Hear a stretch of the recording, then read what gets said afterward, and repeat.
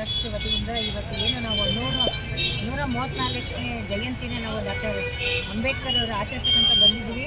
ಈ ಮಹಾನ್ ವ್ಯಕ್ತಿಯನ್ನು ನಾವು ಈ ರೀತಿ ಇವತ್ತು ಮೀಡಿಯಾ ಮುಂದೆ ನಾವು ಮಹಿಳೆಯರು ಆಗಿರ್ಬೋದು, ಯಾರೇ ಆಗಿರ್ಬೋದು ಬಂದು ನಾವು ಮಾತಾಡ್ತಾ ಇದ್ದೀವಿ ಅಂತಂದರೆ ಅದಕ್ಕೆ ಬಾಬಾ ಸಾಹೇಬ್ ಅಂಬೇಡ್ಕರ್ ಅವರೇ ಕಾರಣ.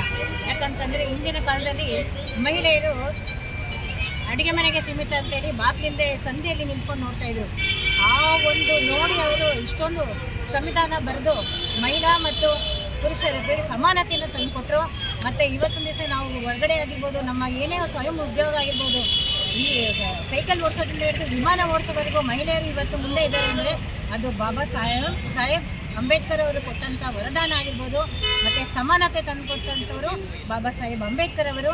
ಇವತ್ತು ನಾವು ಕೂಡ ಮಹಿಳೆಯರು ಏನೋ ವೃತ್ತಿ ಮಾಡಿ ಸಂಘಟನೆ ಆಗಿರ್ಬೋದು, ನಮ್ಮ ಸ್ಟೇಷನ್ಗಳಲ್ಲಾಗಿರ್ಬೋದು, ಮತ್ತು ಯಾವುದೇ ಸರ್ಕಾರಿ ಕಚೇರಿಗಳಾಗಿರ್ಬೋದು, ಮತ್ತು ಯಾರೇ MLAಗಳಾಗಿರ್ಬೋದು, ಅವ್ರನ್ನೆಲ್ಲ ನಾವು ನಮ್ಮ ಒಂದು ಕುಂದುಕೊರತೆಗಳನ್ನು ನಮ್ಮ ಮುಂದೆ ಬಂದಂಥ ಒಂದು ಯಾವುದೇ ಒಂದು ಕುಂದುಕೊರತೆಗಳನ್ನು ನಾವು ಅವ್ರನ್ನ ಕತ್ತುಪಟ್ಟಿ ಹಿಡ್ಕೊಂಡು ಕೇಳೋಷ್ಟು ಒಂದು ನಮಗೆ ಒಂದು ಸಮಾನತೆಯನ್ನು ಕೊಟ್ಟಿದ್ದಾರೆ.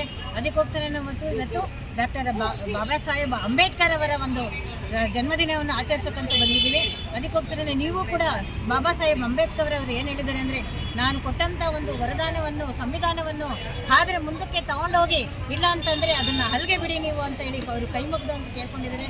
ಅದೇ ರೀತಿ ನಾವು ಕೂಡ ಅದನ್ನು ಪಾಲಿಸ್ಬೇಕಂತ ಹೇಳ್ತಾ ನನ್ನ ಮಾತನ್ನ ಮುಗಿಸ್ತಾ ಇದ್ದೀನಿ. ಜೈ ಅಂಬೇಡ್ಕರ್.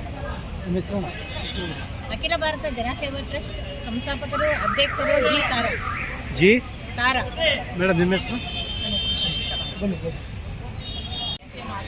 ಡಾಕ್ಟರ್ ಬಾಬಾ ಸಾಹೇಬ್ ನಮ್ಮ ಕಡೆಯಿಂದ ಅಭಿಮಾನದಿಂದ ಸನ್ಮಾನವನ್ನು ಮಾಡುತ್ತಿದ್ದೇವೆ. ನಾವು ಇವತ್ತು ಈ ದಿನ ನಾವು ಈ ಥರ ಬಂದು ಒಂದು ಜನ್ಮದಿನವನ್ನು ಆಚರಿಸೋದು